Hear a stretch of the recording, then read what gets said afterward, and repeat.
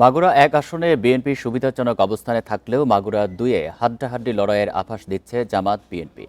এবার প্রার্থীদের মুখে কেবল উন্নয়নের ফুলঝুরি নয়, কর্মসংস্থান সৃষ্টির প্রতিশ্রুতি খুঁজছেন 8 লক্ষাধিক ভোটার।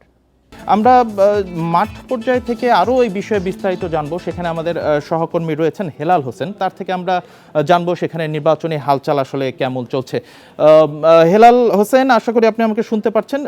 যদি বলি যে বিএনপি তো এক আসনে, মাগুরা এক আসনে সুবিধাজনক অবস্থায় আছে, 2 আসনে আবার বিএনপি জামাতের মধ্যে লড়াইয়ের একটা তীব্র প্রতিদ্বন্দ্বিতার আভাস পাওয়া যাচ্ছে এবং একজন নারী প্রার্থীও কিন্তু আছেন যে বেশ আলোচনায় আছেন। তো মাগুরা 1 ও 2 আসনের যদি সমস্যাগুলোর কথা বলি, শিল্পায়ন, হিমাগারের অভাব, এই দীর্ঘস্থায়ী যে মৌলিক সমস্যাগুলো আছে সেটি সমাধানে আসলে প্রার্থীরা কি সুনির্দিষ্ট কোনো অঙ্গীকার করছেন নাকি গতানুগতিক প্রতিশ্রুতিতেই সীমাবদ্ধ থাকছেন?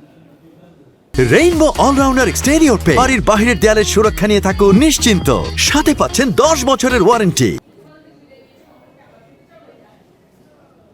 আপনাকে জানিয়ে রাখি, প্রতিশ্রুতির কথা বললে নির্বাচন আসলে তো বিভিন্ন যারা প্রতিদ্বন্দ্বী প্রার্থী থাকেন তারা বিভিন্ন ধরনের জনসাধারণকে প্রতিশ্রুতি দিয়ে থাকেন।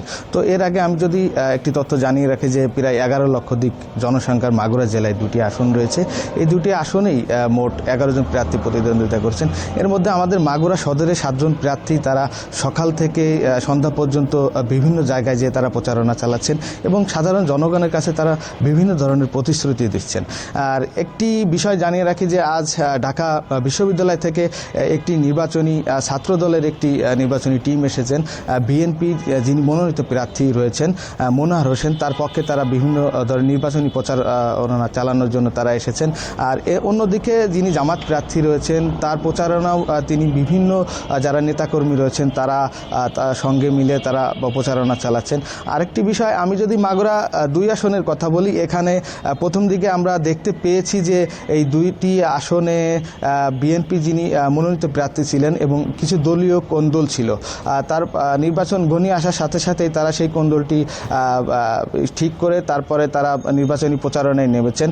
তো এই সুযোগটি নিয়েছে জামাতি প্রার্থী যিনি রয়েছেন এমপি বাকের, তিনি একটি কৌশল অবলম্বন করেছেন। অর্থাৎ এখানে যারা নারী প্রার্থী রয়েছেন, অর্থাৎ যে নারী কর্মী রয়েছেন এখানে জামাতের সমর্থনে, তারা বিভিন্ন বাড়ি বাড়ি গিয়ে তারা প্রচারণা চালাচ্ছেন, যার কারণেই অনেক সাধারণ যারা ভোটার রয়েছেন এই আসনটিতে মূলত জামাত প্রার্থীকে তারা এগিয়ে রাখছেন। কারণ হিসেবে তারা বলছেন এখানে জামাতের যে প্রার্থী রয়েছেন তিনি জামাতের যে নারী কর্মী রয়েছেন তারা বিভিন্ন ধরনের প্রচারণা চালাচ্ছেন। তো সর্বশেষ বলা যায় যে 12 তারিখেই বোঝা যাবে যে সাধারণ জনগণ আসলে কাকে বেছে নেবেন এই নির্বাচনী ভোটের মাধ্যমে। জি, 12 তারিখে বোঝা যাবে। অনেক ধন্যবাদ হেলাল হোসেন আমাদের বিস্তারিত তথ্য।